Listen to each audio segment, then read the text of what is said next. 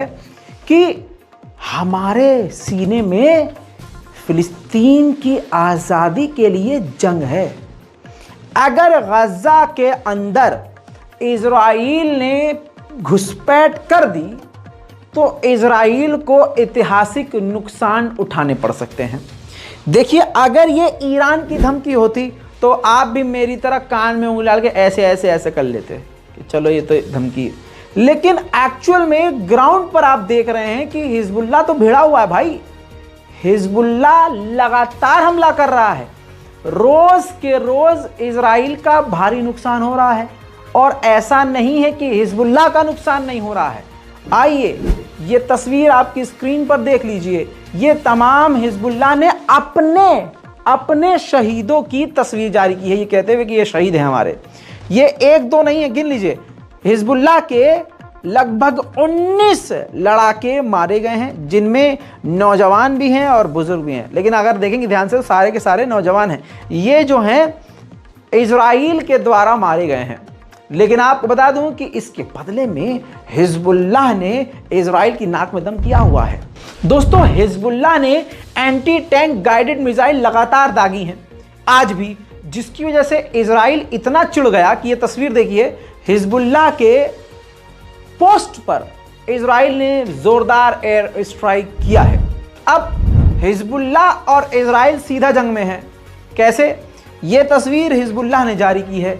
इसमें आप देखिए कि हिजबुल्लाह जो है किस तरह से इजराइल के ऊपर हमला कर रहा है एंटी टैंक गाइडेड मिसाइलों से, और तमाम तरह के हथियारों का इस्तेमाल कर रहा है इजराइल की पोस्ट उड़ाने के लिए।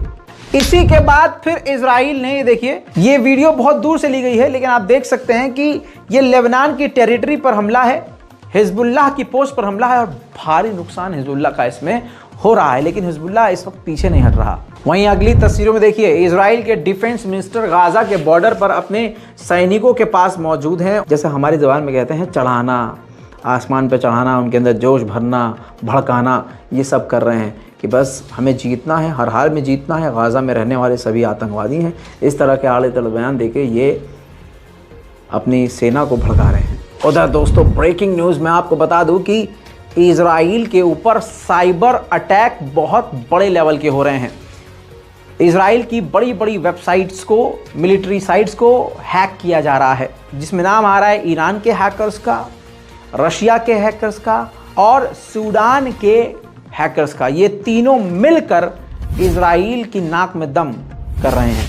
देखिए, बयानबाजी में भी बयान किस लेवल का है ये भी देखना चाहिए। ईरान के विदेश मंत्री ने खतरनाक बयान दे दिया है। ईरान के विदेश मंत्री ने कहा है कि इजराइल को टेररिस्ट स्टेट घोषित कर देना चाहिए और आतंकी ग्रुप में शामिल कर देना चाहिए। उधर ईरान के इंटेलिजेंस चीफ ने कहा है कि इजराइल ने जो खतरनाक क्राइम किए हैं उसकी जवाबदेही इजराइल को देनी होगी और इसकी सज़ा उसको मिलकर रहेगी। इसको इग्नोर नहीं किया जा सकता। अगर आप सच्ची नज़रों से देखें तो भाई, इजराइल भले ही गाजा का नुकसान खतरनाक कर रहा है, लेकिन ये जंग छेड़कर पूरी दुनिया में नंगा हो गया है और इस वक्त खौफ में यहूदी जी रहे हैं।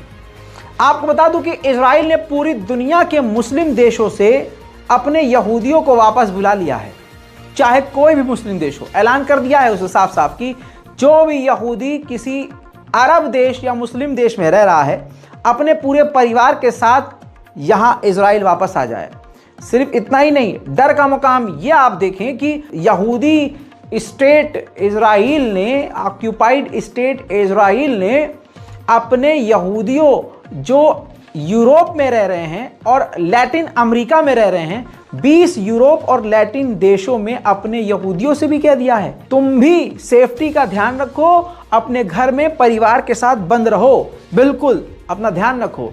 यानी मुस्लिम देशों से तमाम यहूदियों को वापस बुला लिया है, और जो लैटिन अमेरिका और यूरोप के देश हैं वहां यहूदियों को कह दिया भैया घर के अंदर रहो। उधर अल शिफा, गाजा की अल शिफा की एक डॉक्टर ने साफ तौर से कहा है कि गाजा के कत्लेआम में जो मारे जा रहे हैं वो तो मारे ही जा रहे हैं। अब इलाज ना मिलने की वजह से, भूखमरी की वजह से या फिर बीमारी फैलने की वजह से ये बच्चे कुछ मारे जा सकते हैं।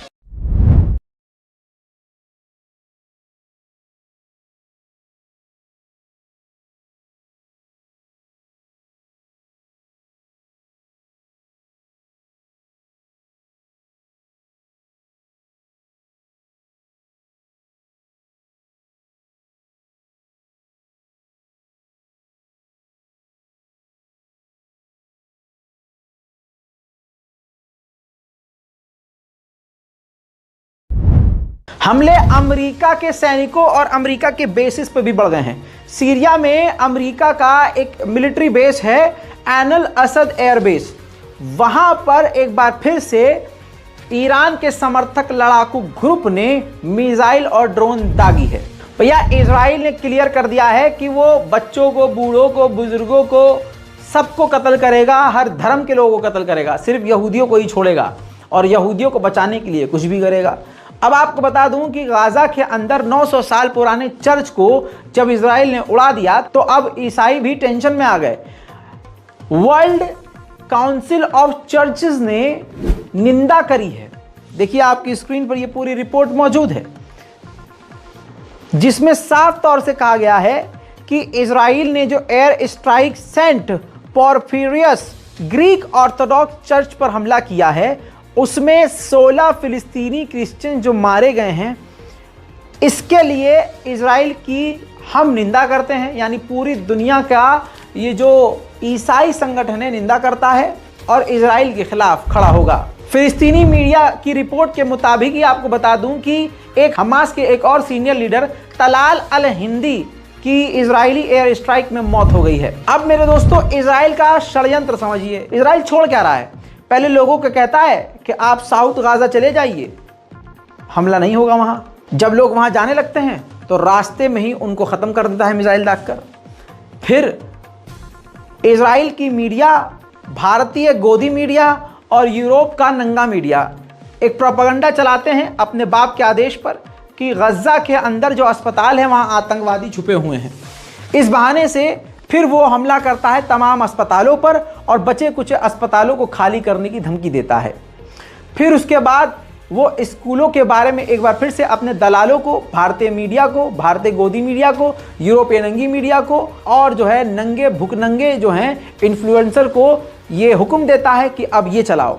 फिर वो बोलते हैं कि गजा के अंदर जो स्कूल और कॉलेज और यूनिवर्सिटीज़ हैं उसके अंदर आतंकवादी छुपे हैं, तो फिर वो स्कूलों और कॉलेजों को निशाना बनाकर उनको उड़ा देता है। अब इसके अलावा यूएन की बिल्डिंग तक नहीं बची, मीडिया की जो बिल्डिंग थी उसको भी उड़ा दिया। अब कुछ बचा नहीं। अब क्या बचा? आम लोगों के घर बचे जिसको वो उड़ा ही रहा है, अपार्टमेंट को। अब कुछ घरों में जहां घर सलामत हैं उसमें लोग जाकर रह रहे हैं। भाई अगर मेरा मकान टूट गया, आपका बचा है, तो मैं और मेरे साथी जिनका मकान टूटा है मोहल्ले का, हम उस घर में जाके रह रहे हैं या उस जगह पर रह रहे हैं जहां सलामती है, जो घर सेफ है। तो इजराइल का अब यह आदेश है कि जिन जिन बिल्डिंगों के अंदर जो सिविलियन प्राइवेट लोगों के मकान हैं जिसके अंदर आतंकवादियों ने शरण ले रखी है, हम उस पर हमला करेंगे। यानी इजराइल ये चाहता है कि गजा के लोग खुले आसमान के नीचे जमीन पर लेट जाएं, सारे लाइन से लेट जाएं और ऊपर से मैं एक साथ इनके ऊपर AK-47 चला दूं, मिसाइल मार दूं, बम मार दूं, एक साथ नरसंहार खत्म। ये इजराइल का प्लान है। एक तरफ कत्लेआम है और दूसरी तरफ इजराइल फिलिस्तीनियों को गैर कानूनी तरीके से किडनैप भी कर रहा है। सिर्फ 2 हफ्ते के अंदर फिलिस्तीन के अलग अलग इलाकों से 5000 फिलिस्तीनियों को गिरफ्तार कर चुका है इजराइल। 5000। मैंने आपको बता भी दिया, दिखा भी दिया कि किस तरह से इजराइल क्या क्या कांड कर रहा है, और आपको यह भी बताया कि इजराइल में अब यहूदी खुलकर और सामने आ गए हैं और नेतन्याहू का विरोध कर रहे हैं। अब एक यहूदी फौजी नेतन्याहू पर चीख रहा है, गुस्सा कर रहा है। जब वो बॉर्डर पर गया था, वो सैनिक कह रहा है कि ये जंग तुम्हारी लगाई हुई है, ये आग तुम्हारी लगाई हुई है, तुम्हारी इस पर्सनल जंग की वजह से हमारे साथी मारे गए हैं, मेरा दोस्त मारा गया है। उस इजरायली यहूदी मिलिट्री को फिर दूसरा सीनियर अफसर पीछे घसीट देता है।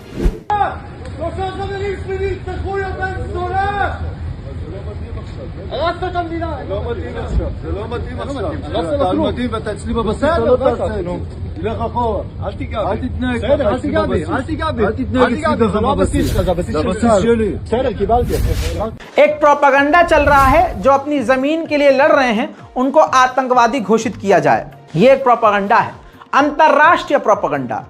ऐसे ही अंतरराष्ट्रीय मीटिंग में, ग्लोबल जो मीटिंग हो रही थी पूरी दुनिया की, उसमें यूएन ने हमास को आतंकवादी कहकर पुकारा। जिस पर कतर के अमीर तुरंत उस सभा से उठकर बाहर चले गए, वॉकआउट कर दिया। देखिए, أغلى المدن العربية على نفوسنا لا زالت تعيش في ظلال الخوف وتحت تهديد الميليشيات والجماعات الطائفية والعصابات الإرهابية، وجميعنا يعرف أن الحلول السياسية هي الكفيلة وحدها مع نهاية المطاف بإنهاء النزاعات وجلب الاستقرار। आपको बता दूं, भारतीय वक्त के मुताबिक 5 साढ़े 5 बजे के बीच इराक के कुर्दिस्तान के इलाके में जो अमेरिका का मिलिट्री बेस है वहां पर भी हमला हुआ है, ड्रोन हमला हुआ है। तस्वीरें अभी तक नहीं आई, लेकिन आएंगी तो मैं आपको दिखा दूंगा। लेकिन ब्रेकिंग न्यूज में आपको ये बड़ी खबर बताना जरूरी थी। क्या समझे आप इस चीज से? सीरिया में भी अमेरिका के बेसिस पर हमला हो रहा है और इराक में भी। लीजिए, आप रजा गद्दाफी को देख अगर रहे हैं और भरोसा कर रहे हैं तो आइए मैं आज आपको एक बड़ी खबर अंदर की बता देता हूं। पहले ही ईरान के आर्मी चीफ, IRGC के आर्मी चीफ इस्माइल कानी इस वक्त सीरिया पहुंच चुके हैं और सीरिया में मौजूद हैं। अब आप कहेंगे रजा भाई प्रूफ, इंतजार कीजिए, थोड़ा इंतजार का मजा लीजिए, अभी कहीं ना कहीं से आपको उड़ते उड़ते ये पता चल जाएगा। तब आप कहेंगे यार ये खबर तो हमारे भाई ने बता दी थी। याद रखिएगा। एक और बड़ी खबर आपको बता दूं, ईरान से जुड़ी हुई। ईरान जो है सीरिया, लेबनान और इराक में मौजूद अपने संगठन से, जो उनके अलग अलग ग्रुप्स हैं, उनसे बात कर रहा है, हमास से भी बात कर रहा है कि कैसे भी करके ये हमारे संगठन है इजराइल के ऊपर अपने हमलों को बढ़ाएं। ये भी आप सुनने वाले हैं और कई जगह सोशल मीडिया पर मेरी इस रिपोर्ट के बाद सुनने को देखने को मिलेगा। आपको वो याद होगा बंदा जो स्वीडन में आए दिन कुरान जला रहा था। अब कुरान जलाने वाला कोई हो तो जाहिर सी बात है वो यहूदी ही स्पॉन्सर करता होगा। और ये बात मैंने 3 महीने पहले बोल दी थी, जब ये पहली खबर आना शुरू हुई थी कि कुरान जलाया जा रहा है। कहाँ पर? स्वीडन में। मैंने कहा था ये स्पॉन्सर कर रहा है पैसा देकर इजराइल। अब दोस्तों वही बंदा है ये। स्वीडन में कुरान भी इसने जलाई, फिर इजराइल का झंडा इसने लहराया और इजराइल के झंडे को चूमा। तो आप समझ सकते हैं कि एक बार फिर से रजा गद्दाफी की जो भविष्यवाणी थी सही साबित हुई। ये सारा पूरी दुनिया में कुरान के खिलाफ, इस्लाम के खिलाफ, दीन के खिलाफ, मुसलमानों के खिलाफ षड्यंत्र अगर रच रहा है कोई तो इजराइल है इसके पीछे। और इजराइल इसीलिए भारत के हिंदू समाज के कुछ लोगों को बेहतरीन लग रहा है। उधर इटली की प्राइम मिनिस्टर, अरे यार इनका तो तलाक हो गया था यार, वहाँ जाओ शादी वादी करो, हमारा वाला बड़ा खुश रहता है यार तुम्हारे साथ। और तुम इश्क में दिल से बना है, इश्क में दिल बना है, बयानबाजी में लगी हुई हो। माशाल्लाह इतनी खूबसूरत, हसीन, और अंग्रेज तो ससुरे बूढ़े होते नहीं हैं। समझ रहे हो? समझ रहे हो ना? तो जवान हैं आप, अभी शादी वादी कीजिए, हैं हमारे पास 56, बहुत दिक्कत दे रहा है। शादी करके क्या पता सुधर जाए, हैं? शादी करिए। सुनिए दोस्तों, बता दूं कि इन्होंने कहा है कि हमास वेस्ट को, यानी पूरे यूरोप को और मुसलमानों को एक दूसरे से भिड़वाना चाहता है। दोनों के बीच जो भाईचारा है वो ख़त्म करवाना। बहुत मोहब्बती औरत है ये भाई, कसम से मैं कह रहा हूँ अपने वाले से, भाइयों बहनों कहाँ हैं? चुनाव बिजी हैं, फ्री हो गई हैं। फिलहाल की इस रिपोर्ट में अभी तक के इतना ही। चैनल को सब्सक्राइब ज़रूर कीजिए। हमारे दूसरे चैनल रजा गद्दाफी अनस्क्रिप्टेड पे आइए और रिपोर्ट को शेयर करना मत भूलिए। जय हिंद।